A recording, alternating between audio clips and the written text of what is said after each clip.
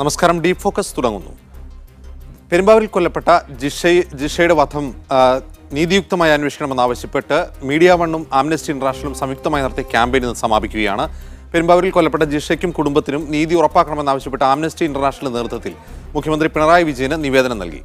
25,000-ലേറെ പേർ ഒപ്പിട്ട നിവേദനമാണ് കൈമാറിയത്. പെരുമ്പാവൂരിൽ ദളിത് പെൺകുട്ടി കൊല്ലപ്പെട്ട സംഭവത്തിൽ പോലീസ് പുലർത്തിയ നിഷ്ക്രിയത്വത്തിനെതിരെ ജിഷയ്ക്കും കുടുംബത്തിനും നീതി ആവശ്യപ്പെട്ടുകൊണ്ട് കഴിഞ്ഞ മെയ് 14 ആരംഭിച്ച ആംനസ്റ്റിയുടെ ഓൺലൈൻ മൊബൈൽ പെറ്റീഷൻ ക്യാമ്പയിനുകളിൽ ആയിരക്കണക്കിന് ആളുകളാണ് ഒപ്പുവെച്ചത്. വിവിധ മേഖലകളിൽപ്പെട്ട 25,000 പേരുടെ ഒപ്പുകളടങ്ങിയ നിവേദനമാണ് സംസ്ഥാന മുഖ്യമന്ത്രിക്ക് നൽകാനായി ആംനസ്റ്റി തയ്യാറാക്കിയിരിക്കുന്നത്. ജിഷ കൊല്ലപ്പെട്ട് ഒരു മാസമായിട്ടും എഫ്ഐആറിന്റെ പകർപ്പ് ഇതുവരെയും അവരുടെ കുടുംബാംഗങ്ങൾക്ക് ലഭ്യമാക്കിയിട്ടില്ല എന്നും ആംനസ്റ്റിയുടെ വിമൻസ് റൈറ്റ്സ് പ്രോഗ്രാം മാനേജർ രേഖ രാജ വ്യക്തമാക്കി. ഞങ്ങൾ നേരിട്ട് പോവുകയും മറ്റ് ഇതര ആക്ടിവിസ്റ്റുകളോടും പത്രപ്രവർത്തകർ ഉൾപ്പെടെയുള്ള സുഹൃത്തുക്കളോടും സംസാരിച്ചു നിന്ന് വളരെ സുവ്യക്തമായ ഒരു കാര്യം, പോലീസിന്റെ ഭാഗത്തു നിന്ന് ഒരു വലിയ അനാസ്ഥ ഉണ്ടായിട്ടുണ്ട്, അലംഭാവം ഉണ്ടായിട്ടുണ്ട്. ഈ അലംഭാവം ജിഷയുടെ കേസിന്റെ തെളിവുകളെ നശിപ്പിക്കുന്നതിനും പിന്നീട് ഇപ്പോൾ പോലീസ് ഇരുട്ടിൽ തപ്പുന്നതിനുള്ള പ്രാഥമിക കാരണമായി നമുക്ക് കാണാവുന്നത് തുടക്കത്തിൽ പോലീസിന് കാണിച്ചിട്ടുള്ള ഈ അലംഭാവമാണ്. ഈ അലംഭാവവും കൃത്യമായി അന്വേഷിക്കണമെന്നും അന്വേഷിച്ചിട്ട് വേണ്ടത്ര നടപടികൾ എടുക്കണമെന്നുമാണ് ആംനസ്റ്റി ആവശ്യപ്പെടുന്നത്. പ്രസ്തുത വിഷയത്തിൽ ആംനസ്റ്റിയും മീഡിയ വണ്ണും ചേർന്ന് നടത്തിയ ക്യാമ്പയിൻ പ്രേക്ഷകരിൽ കാര്യമായ പ്രതികരണമുണ്ടാക്കിയിരുന്നു. 25,000 പേർ ഒപ്പിട്ട നിവേദനം വൈകിട്ട് മുഖ്യമന്ത്രിയുടെ ചേംബറിലെത്തി ആംനസ്റ്റി പ്രതിനിധികൾ മുഖ്യമന്ത്രിക്ക് കൈമാറി. മുഖ്യമന്ത്രി ഞങ്ങളുടെ ആവശ്യത്തോട് പോസിറ്റീവായി പ്രതികരിച്ചിട്ടുണ്ട്, വേണ്ടത് ചെയ്യാമെന്ന് പറഞ്ഞിട്ടുണ്ട്. Media one, Thiruvananthapuram. സ്ത്രീ സുരക്ഷയ്ക്കാണ് താൻ പ്രാമുഖ്യം നൽകുന്നതെന്ന് സംസ്ഥാന പോലീസ് മേധാവിയായി ചുമതലയേറ്റ ലോക്നാഥ് ബെഹ്റ. ജിഷ വധക്കേസ് സംസ്ഥാന പോലീസിന് വെല്ലുവിളിയാണെന്ന് പറഞ്ഞ DGP ആ വെല്ലുവിളി ഏറ്റെടുക്കുന്നതായും കൂട്ടിച്ചേർത്തു. ജിഷ കേസ് ഒരു ചാലഞ്ചാണ് കേരള പോലീസിന്.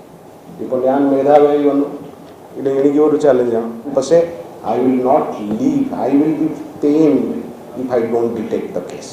So I am very confident.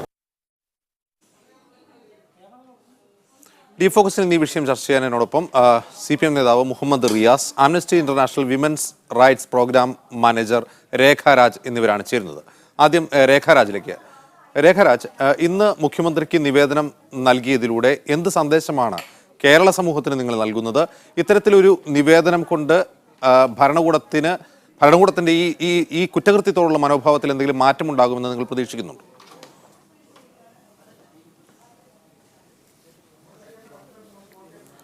Ajims, Amnesty ഞങ്ങൾ എല്ലായ്പ്പോഴും നിങ്ങൾക്ക് എല്ലാവർക്കും അറിയാവുന്ന പോലെ ആംനസ്റ്റി കഴിഞ്ഞ കുറേ ദശകങ്ങളായിട്ട് ഇന്ത്യയിൽ മനുഷ്യാവകാശ ലംഘനവുമായി ബന്ധപ്പെട്ട് വ്യക്തികളും അല്ലെങ്കിൽ ചില സാമുദായിക വിഭാഗങ്ങളും നേരിടുന്ന മനുഷ്യാവകാശ ലംഘനങ്ങളിൽ വളരെ കൃത്യമായിട്ടുള്ള ചില നിലപാടുകൾ എടുക്കുകയും അതിനെതിരെ ക്യാമ്പയിൻ നടത്തുകയും അത്തരം കാര്യങ്ങൾ അതാത് സർക്കാരിൻ്റെ സജീവ ശ്രദ്ധയിൽപ്പെടുത്തുകയും ചെയ്യുന്ന ഒരു പ്രവർത്തനത്തിലാണ് ആംനസ്റ്റി കുറച്ചു കാലമായി ഏർപ്പെട്ടുകൊണ്ടിരിക്കുന്നത്. ഈ കഴിഞ്ഞ കുറച്ച് കാലങ്ങളായി ആംനസ്റ്റി ഏറ്റെടുത്തിട്ടുള്ള ഒരു പ്രധാനപ്പെട്ട ക്യാമ്പയിൻ എന്ന് പറയുന്നത് അത് സ്ത്രീകൾക്ക് അവരനുഭവിക്കുന്ന ലൈംഗിക അതിക്രമങ്ങളെയും കുറ്റകൃത്യങ്ങളെയും നിർഭയമായും അന്തസ്സോടും കൂടി റിപ്പോർട്ട് ചെയ്യുവാനും FIR റിപ്പോർട്ട് ചെയ്യുവാനും തങ്ങൾക്ക് അതുവഴി ഒരു നീതി ലഭിക്കുവാനുമുള്ള ഒരു സംവിധാനം ഉണ്ടാക്കണം എന്ന് പറയുന്ന ഒരു ക്യാമ്പയിനാണ് ഞങ്ങൾ നടത്തുന്നത്. ഇത് അണ്ടർ റിപ്പോർട്ടിംഗ് ആണ്. ഇന്ത്യയിലെ ഒട്ടുമിക്ക സ്ഥലങ്ങളിലും ലൈംഗിക അതിക്രമങ്ങൾ അതിഭയങ്കരമായിട്ടുള്ള രീതിയിൽ അണ്ടർ റിപ്പോർട്ടിംഗ് ആയി മാറുന്നുണ്ടെന്നും ഈ അണ്ടർ റിപ്പോർട്ടിങ്ങിനെ ഇതാക്കാൻ വേണ്ടിയിട്ടുള്ള അണ്ടർ റിപ്പോർട്ടിനെ നേരിടാൻ വേണ്ടിയിട്ടുള്ള സംവിധാനങ്ങൾ നടത്താനുമുള്ള ശ്രമത്തിലാണ് ഇപ്പോൾ ആംനസ്റ്റി ഉള്ളത്. അതിൻ്റെ ഭാഗമായി ഞങ്ങൾ ബാംഗ്ലൂരും പൂനെയിലുമായിട്ട് പോലീസ് സ്റ്റേഷനുകളെ, ചില നിശ്ചിത പോലീസ് സ്റ്റേഷനുകളെ തിരഞ്ഞെടുത്തിട്ട് ആ പോലീസ് സ്റ്റേഷനുകൾ സ്ത്രീ സൗഹാർദ്ദ പോലീസ് സ്റ്റേഷനുകളാക്കുവാനും അവിടെ ഓരോ സ്ത്രീകൾക്കും നിർഭയമായും അന്തസ്സോടും കൂടി വന്ന് തങ്ങൾ നേരിട്ട അതിക്രമത്തെ രേഖപ്പെടുത്തുവാനും FIR രജിസ്റ്റർ ചെയ്യാനുള്ള ഒരു സംവിധാനം ഉണ്ടാക്കാനുള്ള ശ്രമത്തിലാണ്. അപ്പോൾ ഇതിൻ്റെ ഭാഗമായാണ് ഞങ്ങൾ ജിഷയുടെ ഇഷ്യൂവിലെ ക്യാമ്പയിൻ ഞങ്ങൾ ഏറ്റെടുക്കുന്നത്. അപ്പോൾ ജിഷയുടെ കൊലപാതകവും മരണവും നമുക്ക് എല്ലാവർക്കും അറിയാവുന്നതുപോലെ കേരളത്തിലെ സ്ത്രീകളുടെ ഇടയിൽ ഒരു വലിയ അങ്കലാപ്പും ഭയവും ഭീതിയും സൃഷ്ടിച്ചിട്ടുണ്ടെന്ന് കാണാൻ കഴിയും. ഈ ഭീതി എന്ന് പറയുന്നത് വീടിനകം പോലും സുരക്ഷിതമല്ല എന്ന് പറയുന്ന തരം ഒരു ഭീതിയാണ്.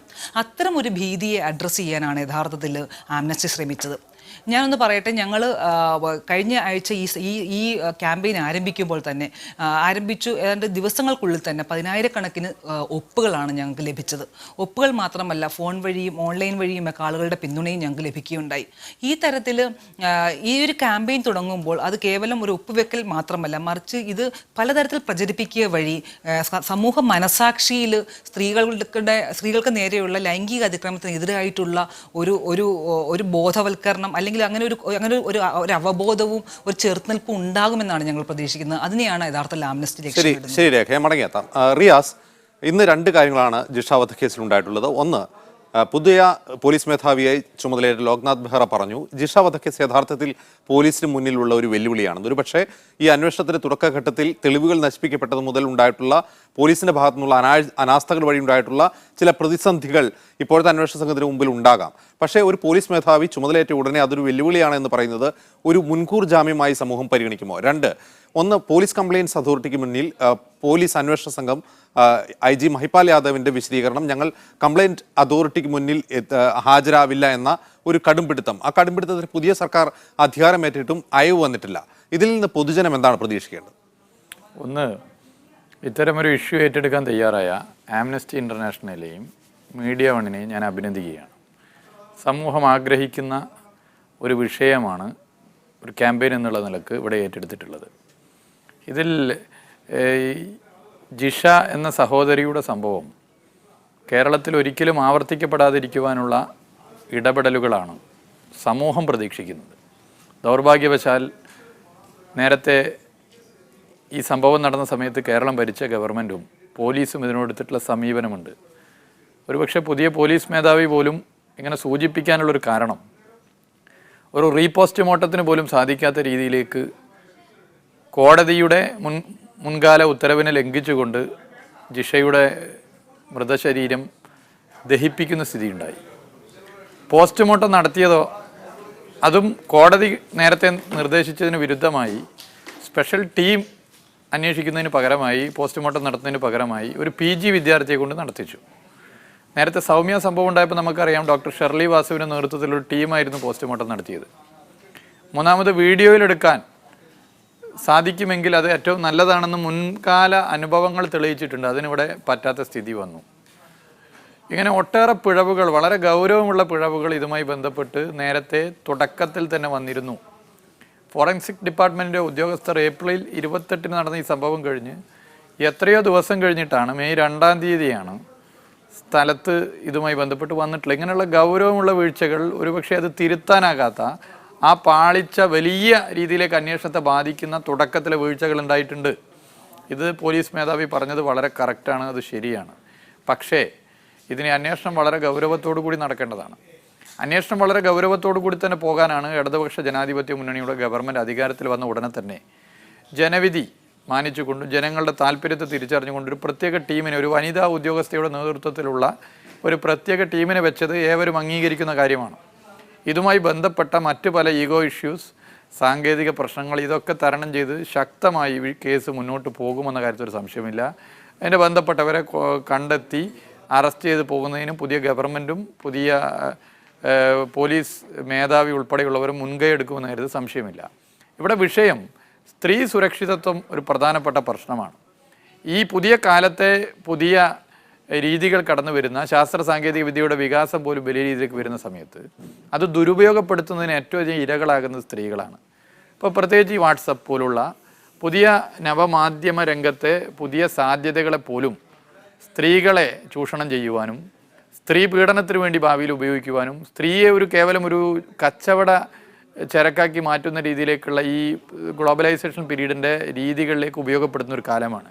അങ്ങനെയുള്ളൊരു കാലത്ത് ഇത്തരം ന്യൂ മീഡിയയിൽ പോലും നിയന്ത്രണങ്ങൾ വളരെ ഗൗരവത്തോടു കൂടി ഒരു കോക്കസ് ഇതിനകത്ത് പ്രവർത്തിക്കുന്നുണ്ട്. അത് ഇന്ത്യയിലുണ്ട്, കേരളത്തിലുണ്ട്. ഫേസ്ബുക്കിലും വാട്സപ്പിലും ഒക്കെ തന്നെ സ്ത്രീകളെ വശീകരിക്കുവാനും സ്ത്രീകളെ തെറ്റായ രീതിയിൽ ഉപയോഗപ്പെടുത്തുവാനും പ്രവർത്തിക്കുന്ന കോക്കസുകളെ കണ്ടെത്തുവാനുള്ള പ്രത്യേക ഇടപെടൽ കൂടി നാട് ആഗ്രഹിക്കുന്നുണ്ട്. ഒരുപാട് കുടുംബങ്ങൾ ഇതിൻ്റെ ഭാഗമായി തകർക്കപ്പെട്ടിട്ടുണ്ട്. അവരൊന്നും പുറത്തേക്ക് യഥാർത്ഥ കാര്യങ്ങൾ പറയാൻ തയ്യാറാകാത്ത സ്ഥിതിയാണ്. ഇത് വളരെ ഗൗരവത്തോടു കൂടി കാണുവാനും ഇടപെടുവാനും പുതിയ ഗവൺമെൻറ്റിന് സാധിക്കുമെന്നുള്ള പ്രതീക്ഷയിലാണ് കേരളത്തിലെ ജനങ്ങൾ. ശരി റിയാസ്, ഞാൻ മടങ്ങിയെത്താൻ രണ്ടുപേരിലേക്കും ഒരു ചെറിയ ഇടവേള ആവശ്യമുണ്ട്. ഡി ഫോക്കസ് തുടരുന്നു. രേഖാരാജ്, ഈ ആംനസ്റ്റി ഇന്റർനാഷണൽ ഈ ക്യാമ്പയിൻ ഏറ്റെടുക്കുമ്പോൾ ഇതിനെ സ്ത്രീ സുരക്ഷ എന്ന ഒരൊറ്റ തലക്കെട്ടിൽ മാത്രം ചുരുക്കിയത് എന്തുകൊണ്ടാണ്? ഒരു പക്ഷേ ഇതിനു മുൻപ് ഏറെ വിവാദമായ സൗമ്യ വധക്കേസിൽ വളരെ പെട്ടെന്ന് പോലീസ് നടപടിയെടുക്കുകയും കുറ്റവാളിയെ കണ്ടെത്തുകയും നിയമ നടപടികൾ പൂർത്തിയാക്കി ശിക്ഷാവിധിയിലേക്ക് വരികയും ചെയ്തതാണ്. അത് കഴിഞ്ഞ് ഏറെ നാളായിട്ടില്ല ജിഷ വധക്കേസ്. പക്ഷേ ജിഷ വധക്കേസിലൂടെ റിയാസ് മുമ്പ് ചൂണ്ടിക്കാട്ടിയതുപോലെ ഈ കുറ്റകൃത്യം നടന്ന ഉടനെ ഉണ്ടായ പോലീസിൻ്റെ അനാസ്ഥ, ആ പോലീസിൻ്റെ അനാസ്ഥ വെറുതെ ഉണ്ടാവുന്നതല്ല, നിലവിൽ തന്നെ സാമൂഹ്യമായി ബഹിഷ്കരിക്കപ്പെട്ട ഒരു വിഭാഗത്തിൽ നിന്നുള്ള ആളാണ് ജിഷ എന്നതുകൊണ്ട് കൂടിയായിരിക്കാം അവർക്ക് ആ അനാസ്ഥ നേരിടേണ്ടി വന്നത്. അങ്ങനെയാണെങ്കിൽ ആംനസ്റ്റി ഇന്റർനാഷണൽ ക്യാമ്പയിൻ ഏറ്റെടുക്കുമ്പോൾ സ്ത്രീ സുരക്ഷ എന്ന ഒരൊറ്റ തലക്കെട്ടിൽ മാത്രം ജിഷ സംഭവത്തെ ഒതുക്കിയത് എന്തുകൊണ്ടാണ്? അത് ശരിയാണെന്ന് എനിക്ക് തോന്നുന്നില്ല. കാരണം നിങ്ങൾ ആ പത്രക്കുറിപ്പുകൾ വായിച്ചു നോക്കിയാലും ഞങ്ങളുടെ പെറ്റീഷൻ വായിച്ചു നോക്കിയാലും ജിഷയുടെ കാസ്റ്റ് ലൊക്കേഷനെ പറ്റിയിട്ടുള്ള കൃത്യമായ സൂചനകൾ ഞങ്ങൾ നടത്തിയിട്ടുണ്ട്. ഞങ്ങൾ കൃത്യമായും പറഞ്ഞിട്ടുണ്ട് ജിഷയുടെ ദളിത് ബാക്ക്ഗ്രൗണ്ട്, ദളിത് പശ്ചാത്തലം എന്നുള്ളത് നീതിയെക്കുറിച്ച്, പ്രത്യേകിച്ചും പോലീസിൻ്റെ ഭാഗത്തുള്ള അനാസ്ഥയ്ക്കും അതുപോലെ തന്നെ ജിഷയുടെ ചുറ്റുപാടുമുള്ളവർക്ക് അവരോട് കാണിച്ചിട്ടുള്ള ഡിസ്ക്രിമിനേഷനും വളരെ പ്രധാനപ്പെട്ട ഒരു കാരണമാണെന്ന് ഞങ്ങൾ പറഞ്ഞിട്ടുണ്ട്. ഞങ്ങൾ ഒരിക്കലും സ്ത്രീ സുരക്ഷ എന്നൊരു ആശയം മാത്രമല്ല പറഞ്ഞിട്ടുള്ളത്, മറിച്ച് ഒരു ദളിത് സ്ത്രീ ആയതുകൊണ്ട് സവിശേഷമായി ജിഷയുടെ മരണത്തെയും തുടർന്നുള്ള ബലാത്സംഗത്തെ തുടർന്നുള്ള കൊലപാതകത്തിലും പോലീസ് തുടക്കത്തിൽ കാണിച്ച അനാസ്ഥയിൽ ഇത് വളരെ നന്നായി പ്രതിഫലിക്കുന്നുണ്ട് എന്ന് ഞങ്ങൾ മനസ്സിലാക്കിയിട്ടുണ്ട്. ഏറ്റവും പുതിയൊരു കണക്ക് പ്രകാരം ഇന്ത്യയിൽ ശരാശരി 2000 ദളിത് സ്ത്രീ ബലാത്സംഗം ചെയ്തതാണ് റിപ്പോർട്ട് ചെയ്യപ്പെടുന്നത്. അതിനർത്ഥം ഈ 2000 മാത്രമാണുള്ളതെന്നല്ല, മറിച്ച് നമ്മുടെ ഇന്നത്തെ സാഹചര്യത്തിൽ കൃത്യമായ നീതി ലഭിക്കാത്തവരും ഒരുപക്ഷെ പോലീസ് സ്റ്റേഷൻ വരെ പോലും പോയി പരാതി കൊടുക്കാൻ കഴിയാത്ത വിധം പലതരത്തിൽ സമ്മർദ്ദത്തിലായിട്ടുള്ള ധാരാളം ദളിതരുണ്ട് എന്നും കൂടി അർത്ഥമുണ്ട്. അതുകൊണ്ട് ആംനസ്റ്റി ഒരിക്കലും ഇതിൻ്റെ സ്ത്രീ സുരക്ഷ എന്ന നിലയിൽ മാത്രമല്ല കണ്ടത്, മറിച്ച് സമൂഹത്തിലെ ഏറ്റവും പ്രാന്തവൽകൃതരായിട്ടുള്ള സ്ത്രീകൾ ജീവിതത്തിൽ അനുഭവിക്കുന്ന സാമൂഹ്യപരവും സാമ്പത്തികപരവും അതുപോലെ തന്നെ സാംസ്കാരികവുമായിട്ടുള്ള പലതരത്തിലുള്ള പ്രതിസന്ധികളെയും അടിച്ചമർത്തലുകളുടെയും കൂടി ഭാഗമായിട്ടാണ് ആംനസ്റ്റി ജിഷയുടെ മരണത്തിന് തുടർന്നുള്ള അനാസ്ഥയെയും ജിഷയുടെ ജീവിതത്തെ തന്നെയും ഞങ്ങൾ നോക്കിക്കാണുന്നത്. അത് കൃത്യമായി ഞങ്ങൾ സൂചിപ്പിച്ചിട്ടുണ്ടായിരുന്നു എന്നാണ് എനിക്ക് തോന്നുന്നത്. ശരി രേഖ, മടങ്ങി വരാം. റിയാസ്, സൗമ്യ വധക്കേസിൽ കേരളം ആ സംഭവത്തിന് ശേഷം സ്ത്രീ സുരക്ഷയുമായി ബന്ധപ്പെട്ട നിരവധി സംവാദങ്ങളും ചർച്ചകളും കേരളത്തിൽ നടന്നതാണ്. ജിഷ സംഭവത്തിൽ സവിശേഷമായി CPM പോലെയുള്ള ഒരു രാഷ്ട്രീയ പ്രസ്ഥാനം, ഏറ്റവും ബഹുജനാടിത്തറയുള്ള രാഷ്ട്രീയ പ്രസ്ഥാനം പുതുതായി വല്ല സന്ദേശവും അതിൽ നിന്ന് പഠിക്കുന്നുണ്ടോ? ഉദാഹരണത്തിന് ആ സംഭവം നടന്ന പ്രദേശത്തെ നിയോജക മണ്ഡലത്തിൽ CPMൻ്റെ സ്ഥാനാർത്ഥി സിറ്റിംഗ് MLA പരാജയപ്പെട്ടതിന് ഒരു കാരണമായി പലരും ചൂണ്ടിക്കാട്ടുന്നത് ജിഷ സംഭവം തന്നെയാണ്. ഇതിൽ നിന്ന് CPM സവിശേഷമായും രാഷ്ട്രീയ പ്രസ്ഥാനങ്ങളും പൊതുപ്രവർത്തകരും സവിശേഷമായി എന്തെങ്കിലും പഠിക്കേണ്ടതുണ്ട് എന്ന് തോന്നുന്നുണ്ടോ? ഫസ്റ്റ് ഓഫ് ഓൾ ഈ വിഷയത്തിൽ ഇത് തെരഞ്ഞെടുപ്പിന് വേണ്ടി ഉപയോഗപ്പെടുത്താൻ ആ മണ്ഡലത്തിൽ UDF നടത്തിയ ശ്രമം അത് ഒരു രീതിയിൽ അംഗീകരിക്കാൻ വേണ്ടി പറ്റില്ല. It is not a matter regarding election. തെരഞ്ഞെടുപ്പിന് മാത്രം ചർച്ച ചെയ്യപ്പെടുകയോ അല്ലെങ്കിൽ തെരഞ്ഞെടുപ്പിൽ ഒരു പ്രചരണായുധമാക്കി മാറ്റാൻ വേണ്ടി ശ്രമം നടത്തുകയോ ചെയ്യേണ്ട ഒരു ഇഷ്യൂ അല്ല. ഒരു കാലത്തും സമൂഹത്തിൽ നടക്കാൻ വേണ്ടി പാടില്ലാത്തൊരു വിഷയമാണ്. അവിടെ തെരഞ്ഞെടുപ്പ് പരാജയപ്പെടാൻ പല കാരണങ്ങളുണ്ട്. അതിൽ ചിലപ്പോൾ ഒരു കാരണം ഈ കുപ്രചരണമായേക്കാം, അത് പരിശോധിക്കേണ്ടതുണ്ട്. എന്തായാലും അതിനു വേണ്ടി ഈ രീതി ഉപയോഗപ്പെടുത്തിയത് ശരിയായില്ല. പക്ഷേ ഇവിടെ അജിംസ് ചൂണ്ടിക്കാട്ടിയതുപോലെ വളരെ ഗൗരവത്തോടു കൂടി അഡ്രസ്സ് ചെയ്യേണ്ട ഈ വിഷയത്തിൽ അധികാരികൾ എടുക്കുന്നൊരു സമീപനം ഇതിനോട് എന്ത് എന്നുള്ളത് പരിശോധിക്കപ്പെടണം. അതിപ്പോൾ ഒന്നാമത് സർക്കാരുകൾ വളരെ ശ്രദ്ധയോടുകൂടി ഫോക്കസ് ചെയ്യേണ്ട ഒരു ഇഷ്യൂ ആണ് ഇപ്പോൾ ഈ പറഞ്ഞ വിഷയം. അത് സ്ത്രീകൾ, പിന്നോക്കം നിൽക്കുന്ന പ്രാന്തവൽക്കരിക്കപ്പെടുന്ന വിഭാഗത്തിലുള്ള ആളുകൾ ഉൾപ്പെടെ ഉള്ള സ്ത്രീകളും മറ്റ് വ്യത്യസ്ത മേഖലകളിലുള്ള സ്ത്രീകൾ നേരിടുന്ന പ്രശ്നങ്ങൾ വളരെ ഗൗരവമേറിയ വിഷയമായി കണ്ടുകൊണ്ട് അഡ്രസ്സ് ചെയ്യാൻ പുതിയ സർക്കാർ തയ്യാറാകും. അത് സർക്കാരിൻ്റെ തലവൻ തന്നെ പറഞ്ഞിട്ടുണ്ട്.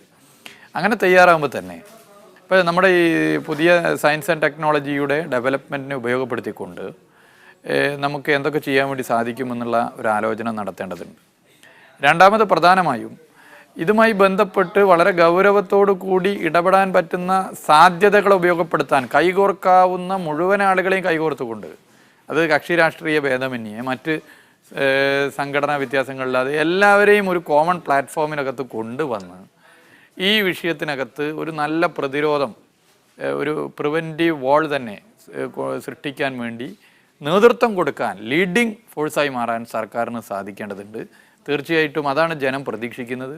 അതിനപ്പുറത്തേക്ക് ഇതിനെ രാഷ്ട്രീയമായി ഉപയോഗിക്കാനോ രാഷ്ട്രീയമായി പറയാനോ തയ്യാറാകുന്ന രീതിയോട് എനിക്ക് യോജിപ്പില്ല. ഞാനിപ്പോൾ പഴയ സർക്കാരിൻ്റെ കാര്യങ്ങളൊന്നും തന്നെ ഇപ്പം ഞാൻ ഇനിയും ആവർത്തിച്ച് പറയുന്നില്ല. ഞാൻ തുടക്കത്തിൽ ഇതുമായി ബന്ധപ്പെട്ട ഫസ്റ്റ് ഓഫ് ഓൾ നടത്തേണ്ട കാര്യങ്ങൾ നടത്താത്തതിൻ്റെ വീഴ്ചയും ആ ഉദ്യോഗസ്ഥർക്കെതിരെ നടപടി എടുക്കാത്തതും ആ നടപടി എടുക്കേണ്ട പോലീസ് മേധാവിയെ കൊണ്ട് നടപടി എടുപ്പിക്കാത്ത രീതിയിൽ മാത്രമേ ചൂണ്ടിക്കാട്ടിയിട്ടുള്ളൂ. അത് ഞാനൊരു പൊളിറ്റിക്കൽ ഇഷ്യൂ ആക്കി മാറ്റാൻ ആഗ്രഹിക്കുന്നില്ല. പക്ഷേ ഇതൊരു സോഷ്യൽ ഇഷ്യൂ ആണ്. ആ നിലയിൽ ഈ വിഷയത്തെ കാണാനും ഒരു കോമൺ പ്ലാറ്റ്ഫോം സൃഷ്ടിച്ചുകൊണ്ട് ഭാവിയിൽ ഇത്തരം കാര്യങ്ങൾ ഉണ്ടാകാതിരിക്കാനുള്ള ഒരു ജാഗ്രത ഇതാണ് കേരളീയ സമൂഹം പ്രതീക്ഷിക്കുന്നത്. ശരി റിയാസ്. രേഖ രാജു, ഒരു കാര്യം കൂടി. ഈ പോലീസ് കംപ്ലയിൻസ് അതോറിറ്റിക്ക് മുൻപിൽ ഈ അന്വേഷണ സംഘത്തിന് തുടക്കത്തിലുണ്ടായ പാളിച്ചകൾ ചൂണ്ടിക്കാട്ടിക്കൊണ്ടുവന്ന പരാതിയിൽ ആ പരാതിയുടെ അടിസ്ഥാനത്തിലുള്ള ചില നടപടികൾക്ക് പോലീസ് അന്വേഷണ സംഘത്തിൻ്റെ IG-യോടുൾപ്പെടെ ഹാജരാവാൻ ആവശ്യപ്പെടുമ്പോൾ അവർ വിസമ്മതിക്കുകയാണ് ചെയ്യുന്നത്. പുതിയ സർക്കാർ അധികാരത്തിലെത്തിയിട്ടും പോലീസിൻ്റെ ആ മനോഭാവത്തിൽ ഇന്നും മാറ്റമുണ്ടായിട്ടില്ല. ഇന്ന് ഹൈക്കോടതി തന്നെ അവരോട് ഉപദേശിക്കേണ്ടി വന്നു, ഹാജരാവുന്നതാണ് നല്ലത്, അതാണ് നല്ലത് എന്ന് ഉപദേശിക്കേണ്ടി വരുന്ന ഒരു സാഹചര്യത്തിൽ ഇക്കാര്യത്തിൽ ഒരു സർക്കാർ മാറിയതുകൊണ്ട് മാത്രം ഭരണകൂടത്തിൻ്റെ ഒരു ആറ്റിറ്റ്യൂഡ് മാറി എന്ന് കരുതാമോ? വളരെ വളരെ നിർണായകമായ ഒരു ചോദ്യമാണ് ചോദിച്ചത്.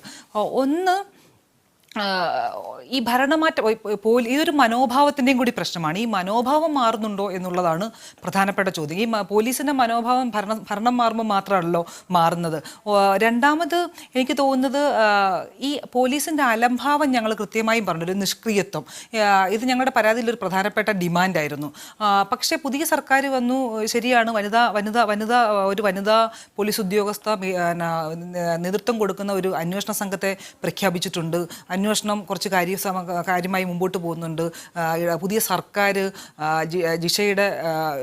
ജിഷ എന്ന വിഷയത്തിൽ കുറച്ചുകൂടി താല്പര്യം കാണിക്കുന്നുണ്ട്. ഇതൊക്കെ ശരിയായിരിക്കുമ്പോൾ തന്നെ ഒരൊറ്റ പോലീസ് ഉദ്യോഗസ്ഥനെതിരെ നടപടിയും എടുത്തിട്ടില്ല എന്ന് കാണാം. അപ്പോൾ ജിഷയ്ക്ക് ഒരു പ്രാഥമികമായ നീതി ഉറപ്പുവരുത്തണമെങ്കിൽ ആദ്യമായി ചെയ്യേണ്ടത് അവരുടെ മരണത്തോടും അവരുടെ മൃതദേഹത്തോടും അവരുടെ ജീവിതത്തോടും അലംഭാവവും ബഹുമാനമില്ലായ്മയും കാണിച്ചിട്ടുള്ള ഉദ്യോഗസ്ഥന്മാരെ ആ തൽസ്ഥാനത്ത് നിന്ന് മാറ്റി നിർത്തുക എന്നുള്ളതാണ്.